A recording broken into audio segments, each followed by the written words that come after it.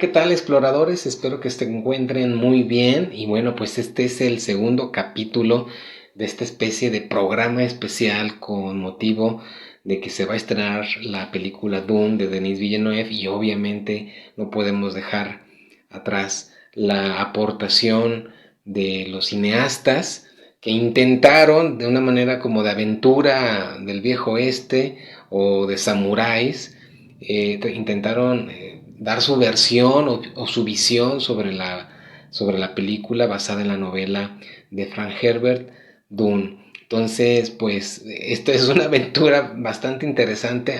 Yo la verdad no tenía los detalles, no sabía los detalles, así que al investigar, pues la verdad está muy divertida y también muy determinante porque vamos a ver que hay personajes que se incorporaron a los proyectos que iban saliendo y que finalmente todo esto, aunque no se vio algunas de las versiones cinematográficas u otras no funcionaron, pero fueron determinantes para el cine como lo conocemos actualmente. Y al final vamos a concatenarlo con algo por ahí interesante sobre ciencia. Y bueno, pues vamos a comenzar con Alejandro Jodorowsky.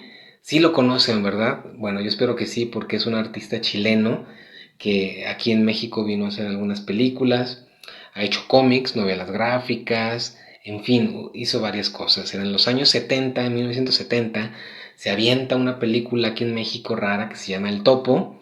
De hecho, se avienta un round con la gente de aquí, de los sindicatos de actores y del cine en México, porque le explicaban a Alejandro, a Jodo, como lo conocen los amigos, Jodo, le explicaban a Jodo que no podía hacer una película sin la autorización del sindicato de actores y el sindicato de, ahora sí, cinematográfico. Y él decía algo que en verdad yo estoy en parte de acuerdo. Dice, es que yo no tengo que pedirle permiso a nadie. El arte no se pide permiso, el arte se hace, el arte no es pedirle permiso a nada ni a nadie, ninguna autoridad se hace. En cierta manera estoy de acuerdo con Jodorowsky. Entonces se avienta en 1970 El Topo, luego se avienta en 1973 otra película que se llama La Montaña Sagrada. Las dos fueron películas que ahora sí que él participó como actor principal y como director. Y fueron tan raras, fueron tan extrañas, al mismo tiempo fueron tan subversivas, que gente como John Lennon de Beatles, pues él, sobre todo esa de la montaña sagrada, en cierta manera, en cierta forma financió, fue algo como productor, pero también se metió en la distribución de la película, tanto le gustó que la financió y la distribuyó. Entonces, para que te des una idea. Pero las dos películas de Alejandro Jodorowsky fueron éxito tanto pues económicamente como también por la crítica, ¿no? Tanto que por ahí llegó un productor francés llamado Michael Seydoux, que le dice así, llega con Yodo y le dice, mira, yo te voy a producir la película que tú quieras, la película que se te antoje, esa yo te produzco, sin bronca, dijo. Ahí va, tú nomás me dices y yo te paso la lana. Y Alejandro le dice, pues yo quiero dirigir Dune. Y el otro dice, ah, pues sí, genial. Un dato bien interesante es que Jodorowsky no había leído para aquel entonces la novela de Frank Herbert de Dune, ni Michael Siddoux había leído tampoco la novela. Los dos habían escuchado recomendaciones de amigos, los dos cada uno, amigos les habían dicho que era muy buena novela, que estaba muy genial. Entonces, pues los dos aceptaron hacer el proyecto, pero sin haberla leído. En fin, Alejandro, pues finalmente lee la novela y le generan muchas ideas. Aquí otro dato bien interesante, bien chido, es que el productor le dice, va, te voy a rentar un castillo francés para ti, para que te pongas a cavilar y a pensar y generar ahí el guión adecuadísimo para la película que vas a hacer. Entonces Alejandro se va a Francia y se va a un castillo francés a crear, a releer o a terminar de leer el libro, la novela de Frank Herbert, y a crear el guión. Y fíjate muy bien como dice Alejandro Jodorowsky, él tenía la visión, la idea de que su película quería que fuera como si una persona al sentarse en la butaca y al ver la película experimentara un viaje con la droga LSD, pero a través de la pantalla. No que se drogara mientras veía, no, que al verla él se diera cuenta, si nunca se hubiera drogado, cómo sería un viaje con LSD a través de la pantalla. Para que te des un quemón, viejo, para que te des un quemón, cómo quería hacer su película Alejandro Jodorowsky. Suena interesante, ¿no? Pero también él confirma que ya actualmente que él quería ser un dios cinematográfico y artístico. O sea, él decía, quiero hacer un dios cinematográfico y artístico con esta película. En numerosas ocasiones decía que él quería cambiar el mundo con esta película. Él quería cambiar el mundo con esta película. No sé, o sea, obviamente su visión cinematográfica era hacer arte. Quería hacer una película de arte, más allá de si era redituable o no para un estudio, pero quería hacer una película de arte.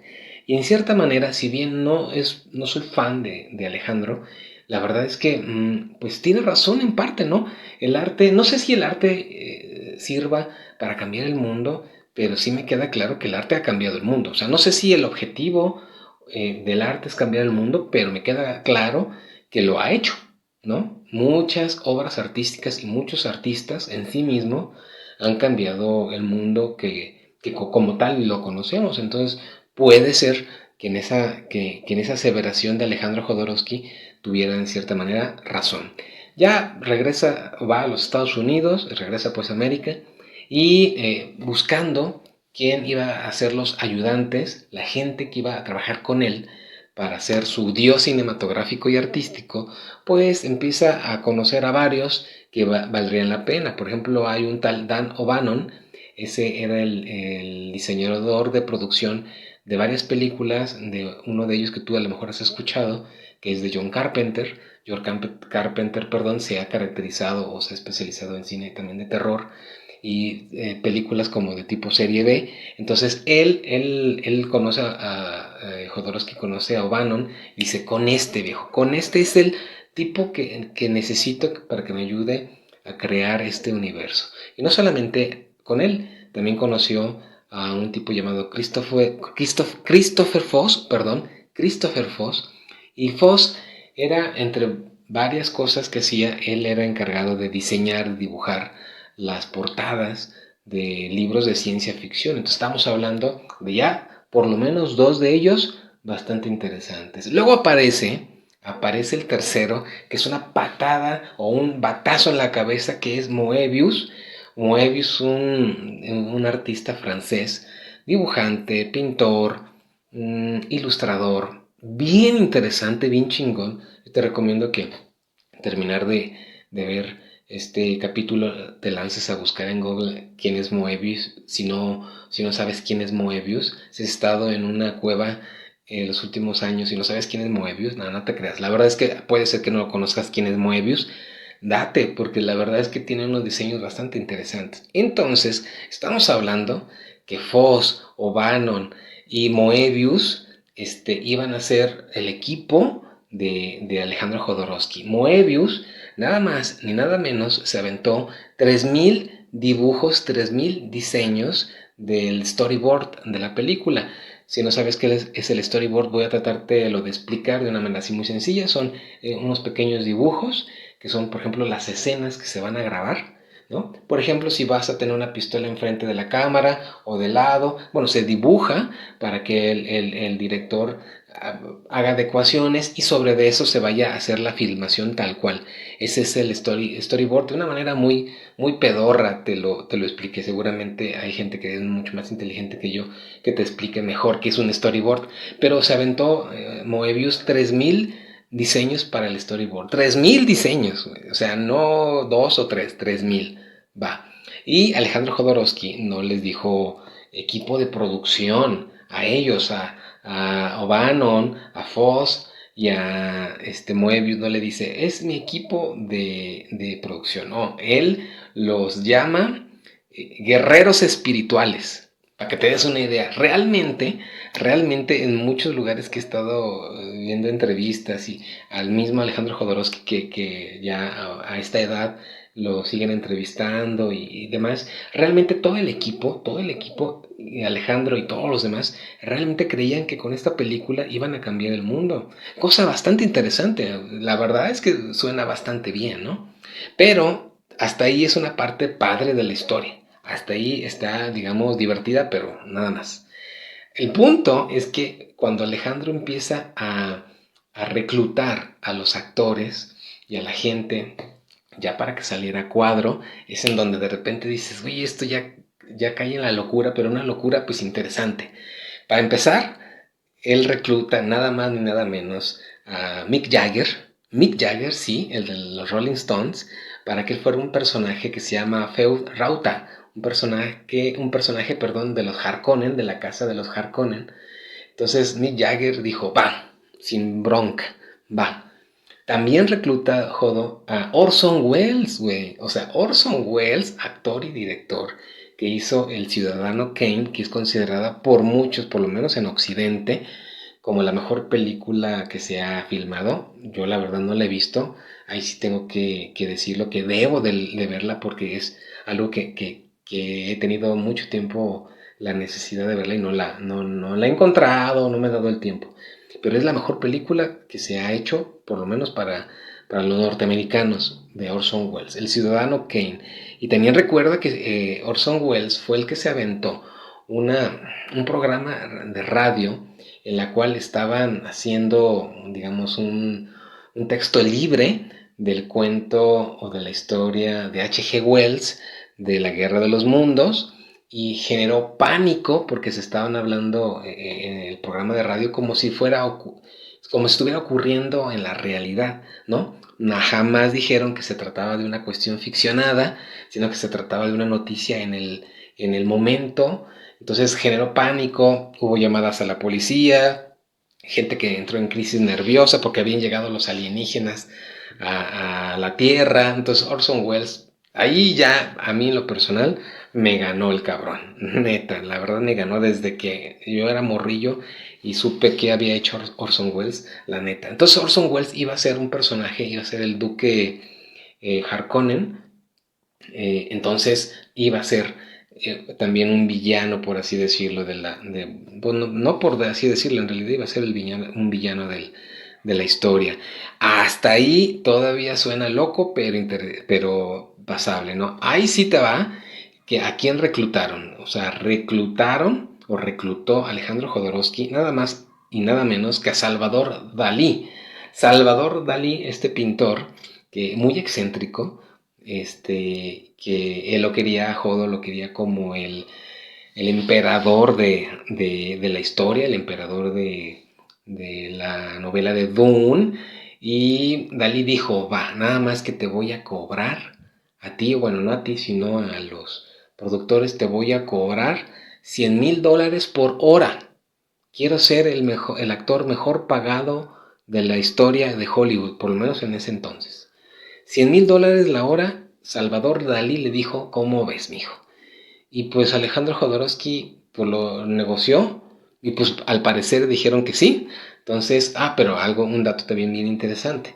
Salvador Dalí le dijo claramente a Jodorowsky que él quería aparecer en la película desnudo todo el tiempo y quería tener como trono, no como un trono así de una silla muy bonito, no, quería como trono un inodoro dorado. Entonces, para que te des una idea a dónde estaba llegando ya el concepto de Dune de Alejandro Jodorowsky, ¿no? No nos quedamos ahí. Jodo quiere reclutar a David Carradine, que no es nada más ni nada menos que Kill Bill de, de estas películas de Quentin Tarantino, ¿no? O sea, ya suena bien interesante tener al Duque Leto personificado por David Carradine. Dices, güey, suena muy bien. O sea, la neta, hasta ahí, si se hubiera hecho, yo seguiría muy, muy, muy emocionado. Y pues entre otros actores, otras actrices, pero para el personaje de Paul, que si tú has leído la novela y si no, te voy a spoilear un poquito, el personaje de Paul es un personaje muy joven, No es un niño tal cual, pero está en esta transición entre ser demasiado joven que podría ser un niño y al mismo tiempo ya un hombre, ¿no? Entonces es muy chico en edad el personaje, pero al mismo tiempo no. En fin. Alejandro reclutó a su propio hijo Bronto, así lo llamó. Espero no estar equivocado, yo lo leí en varios portales. Bronto, el hijo de Alejandro Jodorowsky, que él iba a ser Paul Atreides. Y según la historia que había escrito Jodorowsky, Paul en esta historia iba a morir, cosa que no aparece en la novela, iba a morir, él se iba a convertir en sí mismo en un planeta, se iba a ir viajando por el espacio, iba a lanzar buena vibra a todos los demás planetas. Ahí sí ya honestamente te voy a dar mi punto de vista que ahí sí dices, qué pedo, ¿no? Pero bueno, igual veamos, hubiera estado genial poder ver qué onda con el concepto de Jodorowsky sobre esta película. ¿Cuánto iba a costar? Nada más ni nada menos iba a costar 15 millones de dólares de aquella época. 15 millones de dólares. Bastante cara, bastante cara. Y además había ideado o había considerado Jodorowsky que su película iba a durar aproximadamente unas 12 horas. Entonces, obviamente los productores dijeron, eso es imposible, no podemos tener 12 horas a una persona sentada ahora sí que en el cine. Posiblemente si la película fuera pero muy buena, a lo mejor con algunos intermedios y todo el rollo, pero honestamente no creo que económicamente una sola película, pudiera durar 12 horas. Por ejemplo, El Señor de los Anillos con edición extendida que se presentaron en algunos cines. Hijo, viejo, pues estamos hablando más o menos como poquito más de 4 horas, ¿no? Poquito más de 4 horas, no son más, bueno, una sola película, ¿no? No la trilogía, pero estamos hablando de una sola película, 4 horas y media, aproximadamente, si el dato no se me va.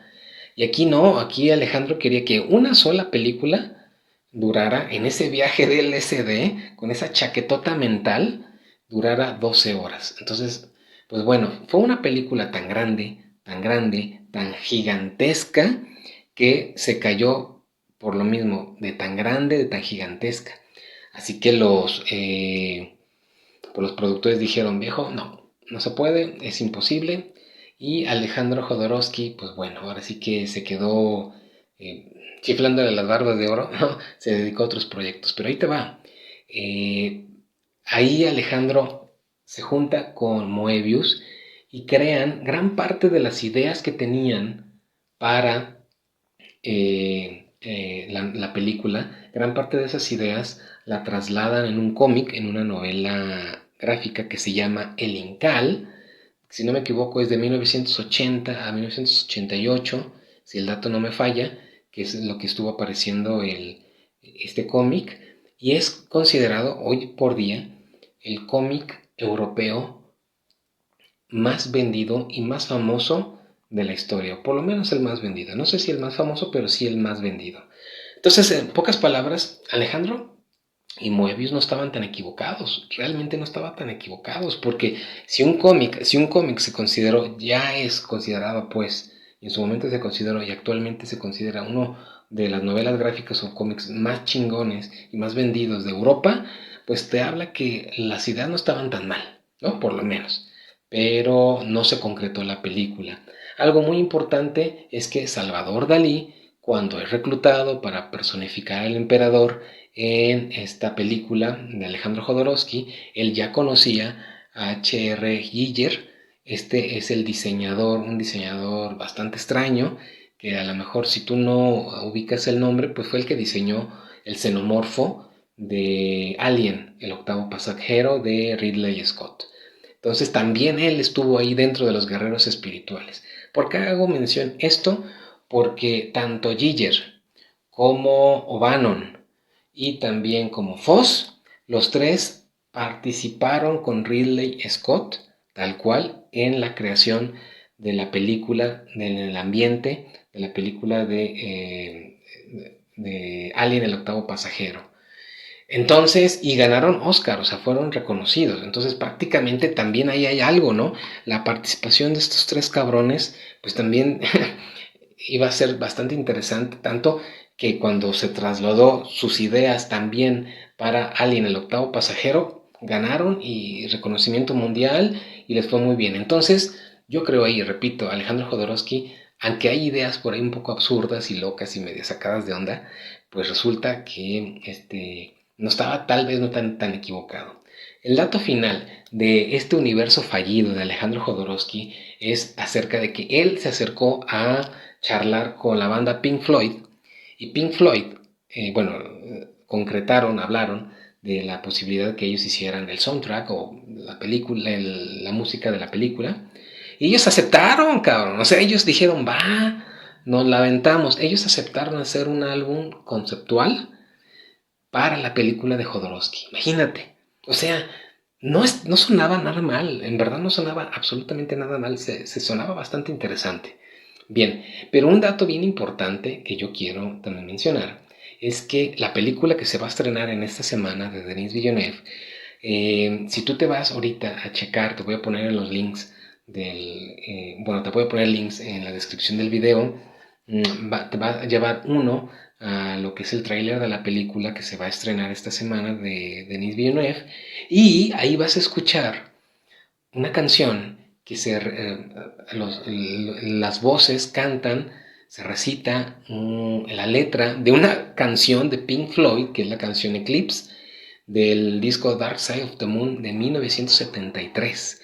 O sea que Denis Villeneuve finalmente, sabiendo que Pink Floyd iba a ser un álbum conceptual para Jodorowsky, años después, en la actualidad, dijo, le voy a rendir un homenaje a la idea, que es muy chingona, que Pink Floyd. Entonces lo incluyen esta canción de Eclipse, de Dark Side of the Moon de 1973, lo incluyen, por lo menos lo incluyen en el soundtrack, en el sonido del tráiler de la película. Muy interesante, la verdad, muy chingón, muy interesante. Bien, ahora, hasta ahí llegamos con la historia de Jodorowsky. Hay un productor muy famoso que ya murió, ya estaba muy grande en su época, que se llamaba Dino De Laurentiis. Este güey produjo una cantidad grosera de películas que eran consideradas hitazos, éxitos en taquilla. Dino De Laurentiis, pues él se hizo de los derechos de la novela y reclutó al mismo autor de la novela, a Frank Herbert, para que hiciera un guión.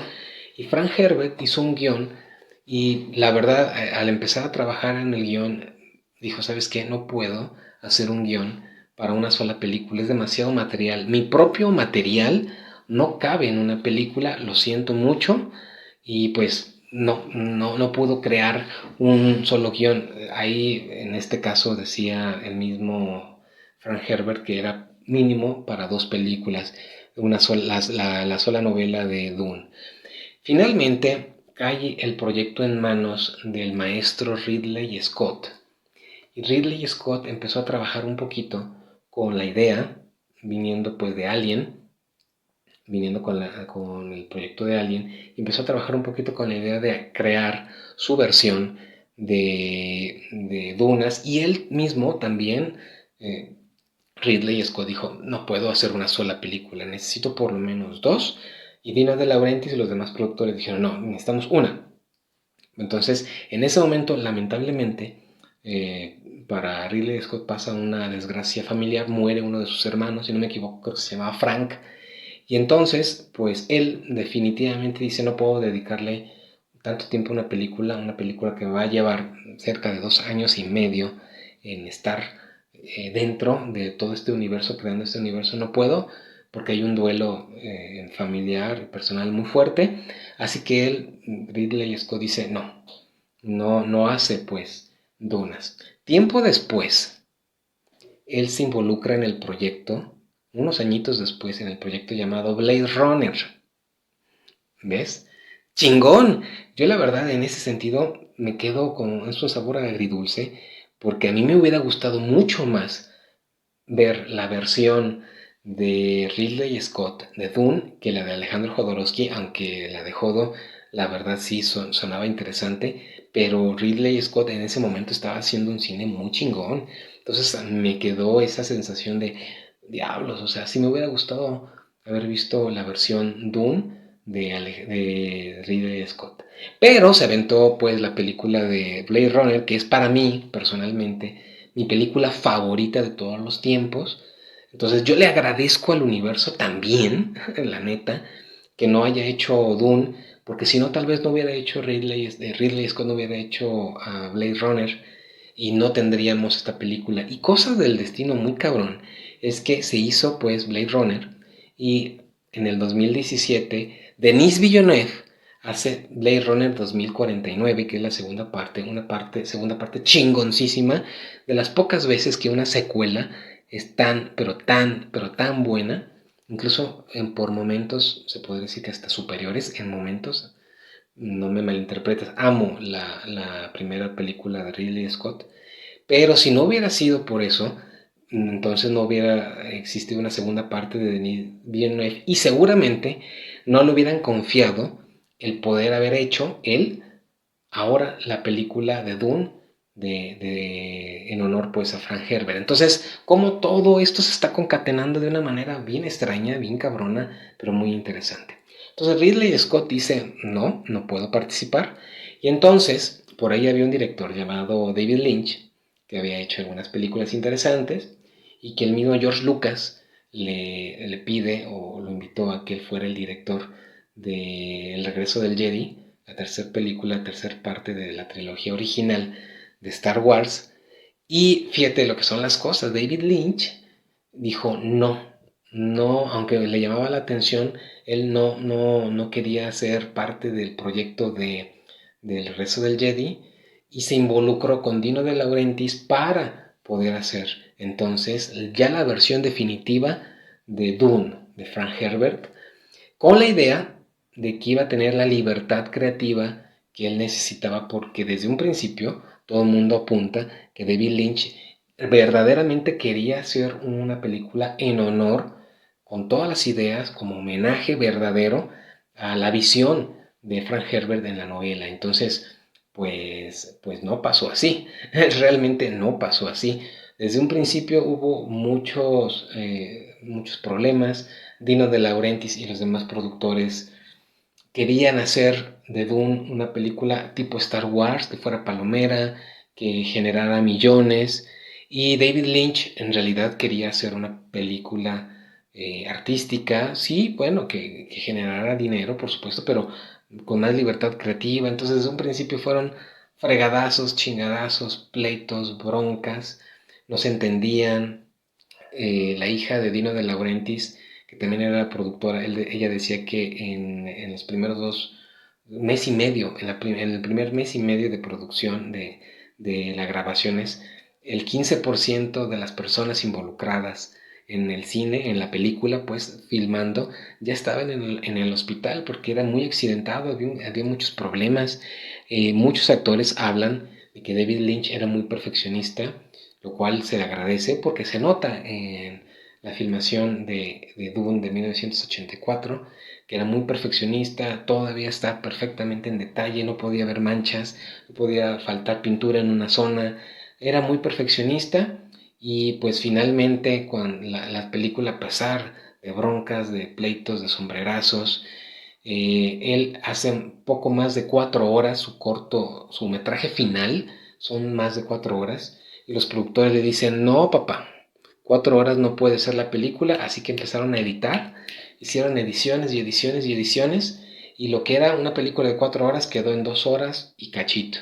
Entonces él muchas veces habla que eso fue para él un golpe muy duro, porque prácticamente momentos bien importantes de la película prácticamente pues desaparecen totalmente o de una manera muy rápida se manejan.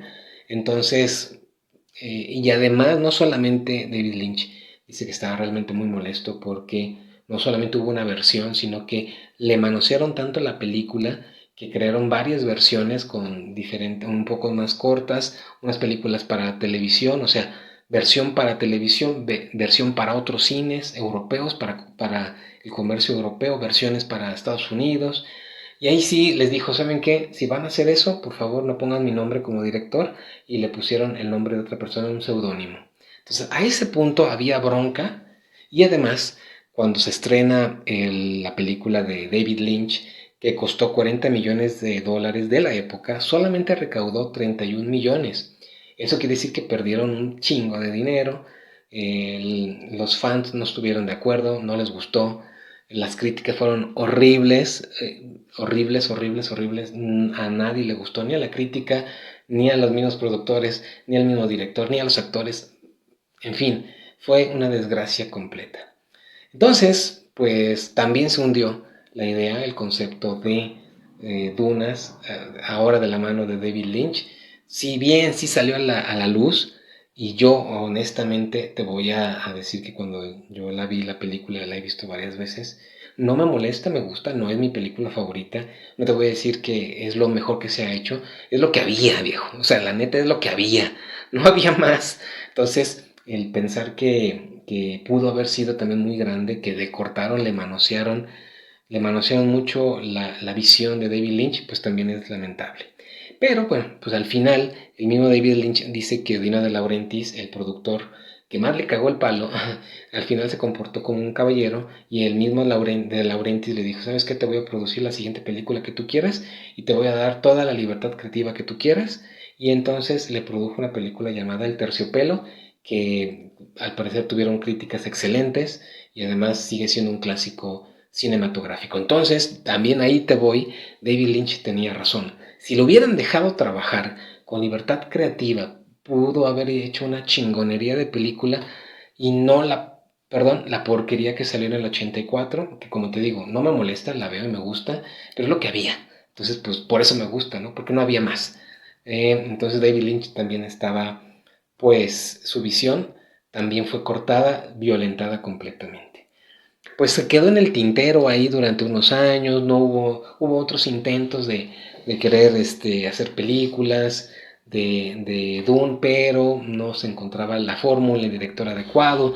Muchos decían que sí, pero no decían cuándo, ¿no? Como las novias del rancho, te digo que sí, pero no te digo cuándo. En fin, resulta que por ahí en el año 2000 hay una miniserie basada en la novela de Frank Herbert de Dune, que la protagoniza, bueno, entre varios, la protagoniza el actor William Hurt, también uno de mis actores favoritos. Sé que sabes quién es William Hurt, si no te digo, es el papá, el doctor, que sale, también en la época salió esa película que se llama Perdidos en el Espacio, que sale él, William Hurt, y sale también Gary Oldman, actorazo, mi actor favorito, pero por mucho, Gary Oldman, un actorazo. Entonces, en aquel entonces, William Hurt también estaba haciendo mucho cine de ciencia ficción interesante. Bueno, en fin, esta serie sale en el canal Sci-Fi, y yo me dediqué a ver algunos capítulos, algunas imágenes, y me di cuenta que los efectos visuales no estaban tan bien. De hecho, la historia está interesante, está bien adaptada, cercana a la historia que maneja Frank Herbert, pero los efectos visuales sí estaban como medio pedorros. Y mi visión quedó así, me fui a leer algunos comentarios de personas en las redes, y sí, efectivamente, la miniserie fue bien recibida por el contenido, pero lamentablemente también eso no les gustó mucho, los efectos visuales, porque aquí cabe mencionar que una novela como Dune, si la vas a pasar en la televisión y si la vas a hacer película, la neta necesitas utilizar efectos visuales, porque no son la parte fundamental. Los efectos visuales no son la parte fundamental de la película, pero son elementos bien importantes para poder entender todo el pedo. Entonces, sin ellas, sin eso, es muy difícil que tú puedas como dimensionar lo grandioso que es Dune en la novela, y ese traslado hacia la parte audiovisual. Si no hay buenos efectos, se pierde, si no un poco, creo que un mucho. Entonces, pues bueno, ahí hubo también una serie que, si bien fue bien recibida, sí se recibió bien, pero no tan gustada de todos. Entonces también fue, si bien un fracaso, pero no un éxito rotundo. Y bueno, algo bien interesante aquí es que si nos regresamos un poquitito a la película de David Lynch, nada más un momentito, si tú viste la película del 84 de David Lynch, casi al final o al final de la película, el planeta Arrakis empieza a llover por una jalada de los pelos, no sé dónde se lo sacaron, pero pues empezó a llover. Y entonces, pues ahí la gran pregunta es, ¿qué pasaría, qué ocurriría con los planetas que son desérticos y los planetas que tienen agua? ¿Cuál de los dos tipos de planetas pues son, digamos, más factibles para encontrar vida? Porque si bien, si nos vamos a la idea de Frank Herbert de dunas, pues tiene vida porque hay organismos ahí, están los gusanos de arena, incluso hay seres humanos nativos del planeta, los Fremen, o sea, viven, hay forma de vivir ahí. Entonces, la pregunta que yo me hice fue, a ver, un planeta desértico verdaderamente podría albergar vida, porque así como hay planetas gaseosos como Júpiter, Saturno, Urano, Neptuno, y planetas rocosos como Mercurio, Venus, la Tierra y Marte, pues Marte en particular, pues que hay planeta, que es un planeta desértico, que está en el sistema solar. ¿Habrá otros? ¿Habrá más? Bueno, leyendo algo ahora de ciencia, no tanto de ciencia ficción, pues resulta que hay indicios de que si bien hay planetas ricos en agua, muy parecidos a la Tierra, ¿por qué no podría haber planetas desérticos como Arrakis en otros puntos de otras estrellas dentro de la galaxia? De hecho, hay un artículo científico bien interesante de un científico llamado Yutaka Abe, perdón, es que es un nombre bien que me costó trabajo acordarme. Yutaka Abe. Él escribió junto con otros científicos un artículo en Astrobiology, es una revista científica, y él hace precisamente o trabaja con esta idea de verificar qué tan factible sería la vida en planetas desérticos como Arrakis. Bien importante, en su artículo científico habla de Arrakis, ¿sí? Entonces, la verdad que genial que los científicos también estén, digamos, inspirando, pues, por cuestiones de ciencia ficción en novelas y cine y demás. Entonces, ellos se dieron cuenta que por cálculos, lo que sería la zona habitable, y te voy a volver a repetir qué es la zona habitable porque yo lo había explicado, pero ahí te va.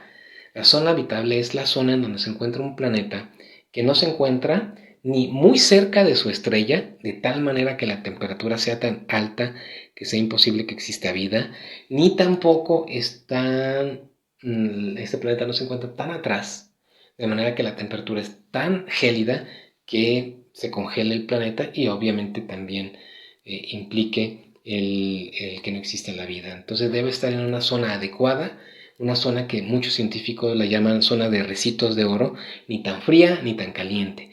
Entonces Yutaka Abe, con los demás científicos hicieron cálculos y dijeron que probablemente un planeta desértico, como en este caso Arrakis, que existe en la imaginación o que existe en la imaginación de Frank Herbert, esta zona habitable de estos posibles planetas pueden ser una zona mucho más amplia que la zona habitable de un planeta como la Tierra, que tiene océanos.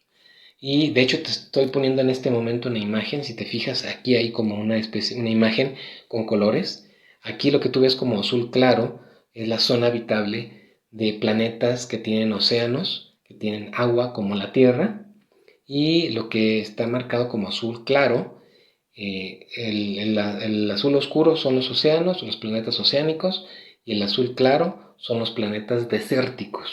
Incluso el mismo autor dice que los planetas desérticos que posiblemente pudieran existir, que hasta ahorita, pues bueno, se sigue investigando los exoplanetas, pero tendrían que ser algo así como Marte, como el planeta Marte, pues mucho más grande. Y además también el científico dice algo que tiene mucha razón. El que sea un planeta desértico no significa que no tenga nada de agua.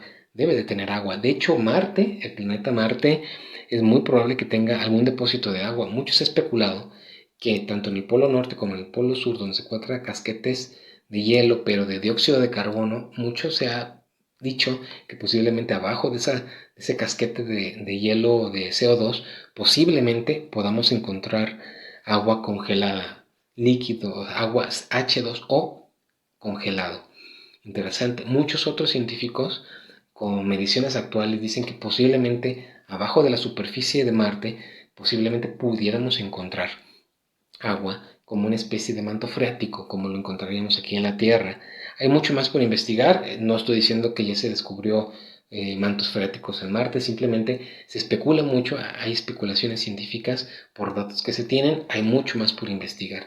Pero entonces, eso dice o eso significa que mi chaqueta mental no está tan lejos de la realidad. En mi video anterior, si te acuerdas, yo te dije que creo que Frank Herbert no se inspiró en Marte para crear Arrakis, pero definitivamente el Arrakis que tenemos nosotros en la vida real no es otro más que el planeta Marte.